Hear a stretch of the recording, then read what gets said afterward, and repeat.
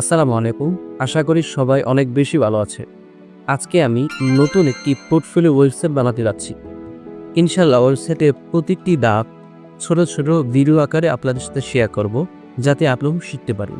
তো প্রথমেই যেসব জিনিস দ্বারা অনেক বেশি প্রয়োজন এবং দরকার, সেটি হচ্ছে গিয়ে ডোমেইন, হোস্টিং, ওয়ার্ডপ্রেস। আসলে সহজেই এই ৩টি বিষয় কিভাবে এগুলি ব্যবহার করে কাজ করতে হয় এই বিষয়টা আমরা জানি। Number 1, domain. ডোমেইন হলো আপনার ওয়েবসাইটের নাম, যেমন google.com, facebook.com, instagram.com। একটি ওয়েবসাইটের জন্য সহজ এবং ইউনিক একটি নাম বাছাই করতে হবে। Number 2, hosting.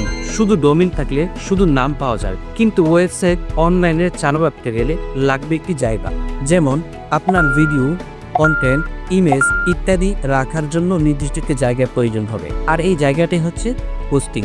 Number 3, WordPress. Website বানানোর জন্য সবচাইতে জনপ্রিয় সিএমএস সিস্টেম হচ্ছে ওয়ার্ডপ্রেস। এটা দিয়ে খুব সহজেই ডিজাইন, কাস্টমাইজ আর মেইনটেইন করা যায়। বর্তমান বিশ্বে প্রায় 60% ওয়েবসাইট তৈরি হন এই ওয়ার্ডপ্রেসের মাধ্যমে। এই ছিল আজকের সংক্ষিপ্ত আলোচনা। ইনশাল্লাহ পরের ভিডিওতে আমি দেখাবো কিভাবে এগুলোকে সেট আপ করতে।